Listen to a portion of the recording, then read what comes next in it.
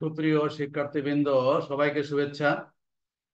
HSC ভূগোল দ্বিতীয় পত্র জ্ঞান ও অনুধাবনমূলক প্রশ্ন, এটা তোমাদের বিশেষ অনুরোধে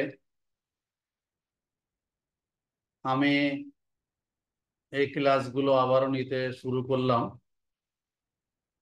এটা প্রথম অধ্যায়ের দ্বিতীয় পত্রের প্রথম অধ্যায়ের যে শিরোনাম সেটা হচ্ছে মানব ভূগোল। এখান থেকেও একটা প্রশ্ন, সৃজনশীল প্রশ্ন হবে, সেখানে জ্ঞানমূলক অনুধাবনমূলক দুইটা প্রশ্ন অবশ্যই থাকবে। তা যাই হোক, আমি আজকে শুরু করছি এই যে প্রথম অধ্যায়ের মানব ভূগোল চ্যাপ্টার। আহ আসলে আজকের ক্লাসটা আমার প্রথম ক্লাস, প্রথম পর্বের ক্লাস। আলোচক হিসেবে আছি আমি মোহাম্মদ আকবর আলী। আমি আজ চেষ্টা করব, দেখি কতগুলো প্রশ্ন, অনেকগুলো প্রশ্নের সমাধান করার জন্য। আগেই বলে রাখি, যেহেতু অনেকগুলো প্রশ্নের উত্তর আমাকে করতে হবে, সেজন্য আসলে বিস্তারিত আলোচনা আমি করব না। এখানে 1 নম্বর এবং 2 নম্বর প্রশ্নের যে মান সেটা 1 এবং 2, সেজন্য ঠিক যতটুকু লিখলে হয় তেমনই ভাবে আলোচনা করব। তা যাই হোক, আমরা প্রথমে প্রশ্নে চলে আসি। এখানে প্রথমে আছে, দেখো, এখানে বাংলাদেশের মোট আয়তন কত, এটা 1 নম্বর। মানে প্রশ্নের মান হচ্ছে 1। বাংলাদেশের ক্রান্তীয় অঞ্চলের দেশ ব্যাখ্যা করো, এই প্রশ্নের মান হচ্ছে 2। এইভাবে আমরা সাধারণত প্রত্যেকটা ক এবং খ নম্বর প্রশ্ন তোমাদের থাকে, এবং যতটুকু উত্তর লিখলে হয়, যেমন ক নম্বর প্রশ্নে 1 বা 2 লাইনের মধ্যে সীমাবদ্ধ থাকে, এবং খ নম্বর প্রশ্নটা একটু বেশি লিখলেই হয়।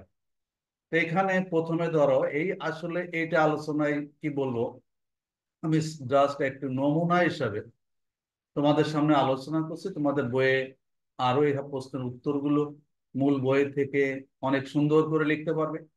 তা যাই হোক, এখানে বলা আছে যে বাংলাদেশের মোট আয়তন কত।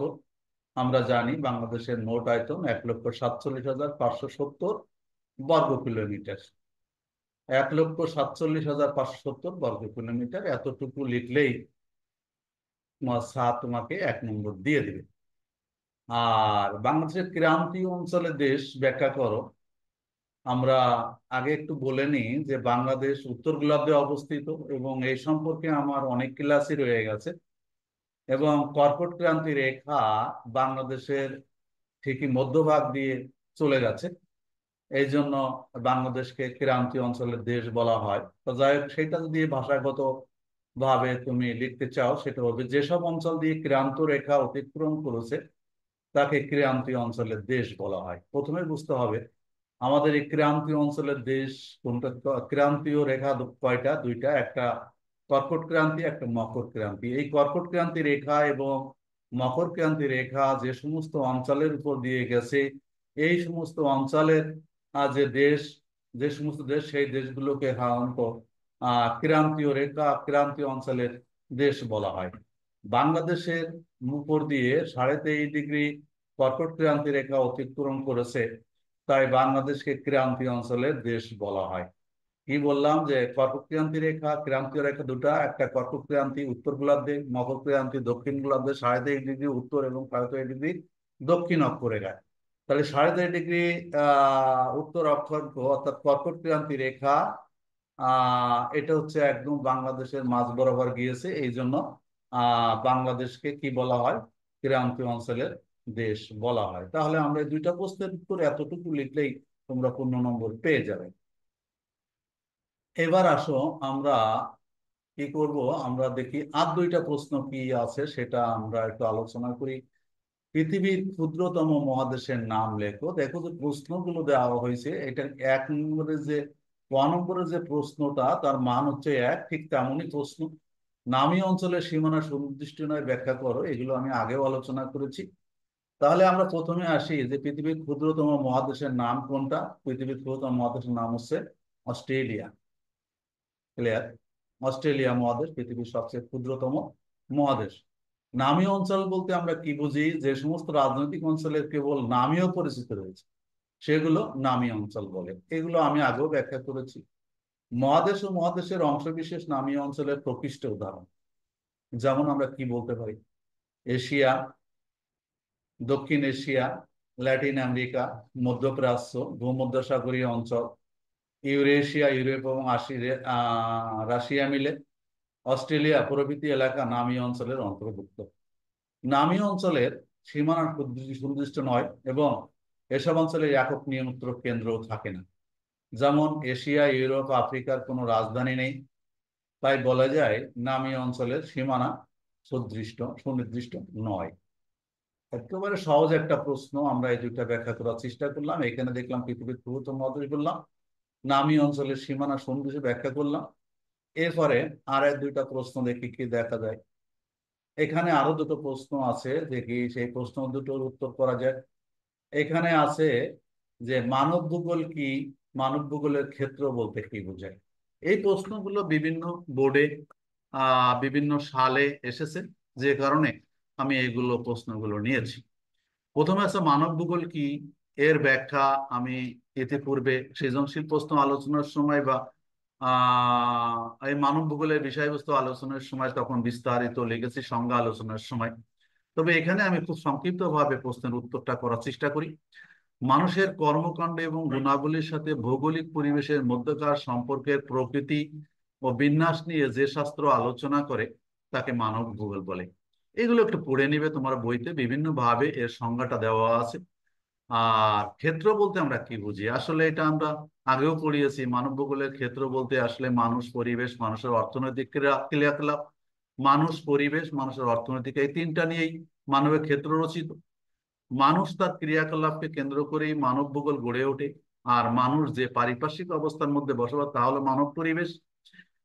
মানুষই তাদের জীবিকা নির্বাহের জন্য যে সমস্ত কার্য সম্পাদন করে তার সমষ্টিকে মানুষের অর্থনৈতিক ক্রিয়াকলাপ বলা হয়। তাহলে আসলে মানব ভূগোলের ক্ষেত্র বলতে আমরা কি বুঝালাই? সেটাকে মানুষ, পরিবেশ এবং মানুষের অর্থনৈতিক ক্রিয়াকলাপ, এই তিনটা বিষয়বস্তু নিয়েই মানব ভূগোলের ক্ষেত্র রচিত। সেখানে মানুষের এই যে পরিবেশ বলতে কি, মানে পরিবেশ কি, মানুষের অর্থের ক্রিয়াকলাপ কি, সেটা একটু আলোচনা করলেই কিন্তু প্রশ্নের উত্তরটা হয়ে গেল। এটা তো আসলে আলোচনা শেষ হয় না, অনেক বড় করে লেখা যায়, সেটা আমার দরকার নেই, যেহেতু তোমার প্রশ্নের মান হচ্ছে মাত্র 2।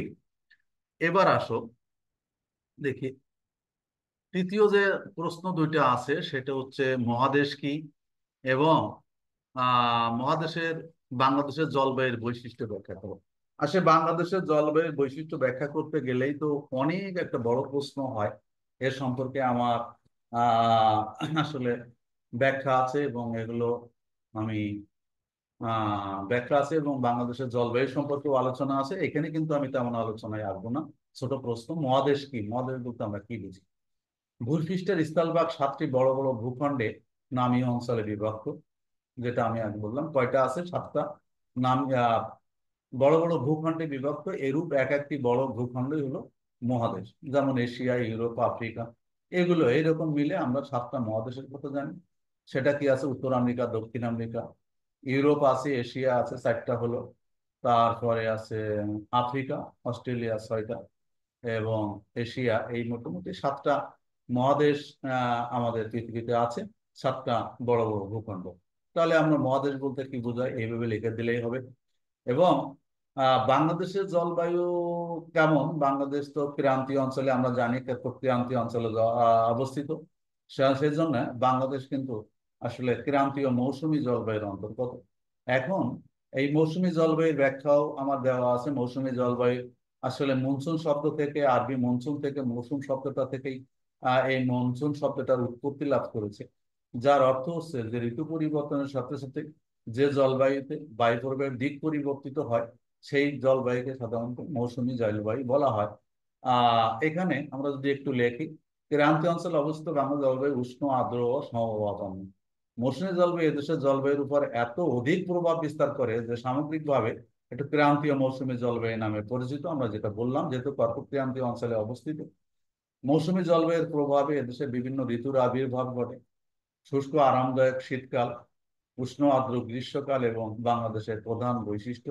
আসলে গ্রীষ্মকাল, শীতকাল এবং বর্ষাকাল, এই তিনটা ঋতুতে আমরা বাংলাদেশের জলবায়ুকে আলোচনা করে থাকি, তাই না?